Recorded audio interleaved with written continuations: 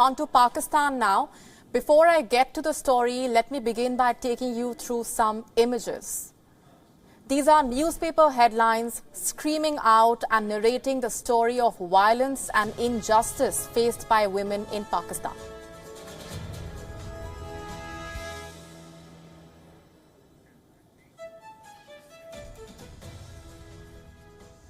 And now take a look at this. Pakistani women singing out the viral feminist anthem, "The Rapist Is You," which is now a global rallying cry. These Pakistani women are calling for others to join them on Women's Day, the 8th of March, to raise their voice against rape and violence faced by women.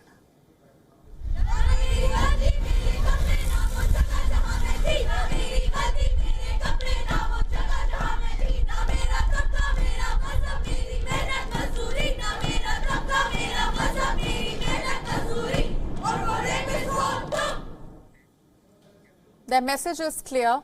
They are not victims, they are not helpless, and that united, their power is enough. The idea is to get together and hold the state accountable for crimes against women. But attempts are now being made to silence these voices once again. A women's march in Pakistan set to take place on Women's Day is facing legal hurdles and is caught in a legal battle. It is called the Aurat March, Aurat meaning women, organized by a feminist collective called Hum Auratein or We the Women. It demands basic rights for women and raises issues like violence against women and economic deprivation. Like the last 2 years, it is scheduled to take place on International Women's Day, the 8th of March, this year as well. At the center of the legal battle is the claim that the march is un-Islamic, quote-unquote. A petition filed by the chairman of the Judicial Activism Council, Azhar Siddiqui, claims that there are anti-state parties funding the march with the sole purpose of spreading anarchy. Not just that, it also alleges that the march is being organized with a hidden agenda to spread vulgarity and hatred. Fighting on the other side is activist Nighat Dad, who is also the founder of Pakistan's first cyber harassment helpline. While defending the march, she argued that the claim that the march is anti-state is a dangerous one and that they are prepared to guarantee that no actions that go against the law would be taken. According to Nighat, at least 4,000 to 5,000 people are expected to take part.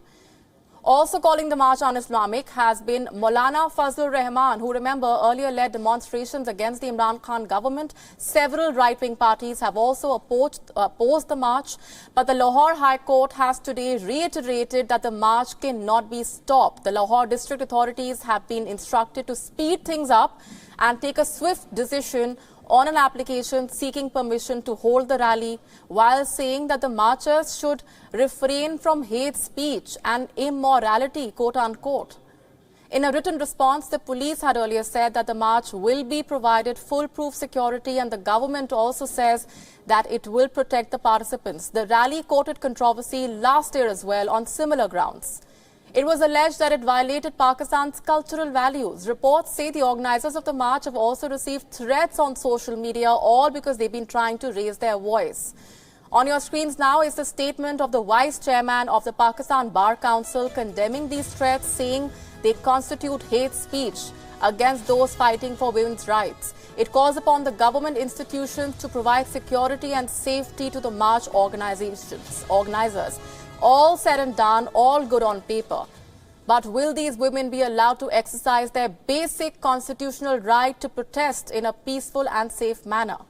As more and more women lend their voices to this crescendo against rape culture, they are hoping that they are given the fundamental right to speak out and protest.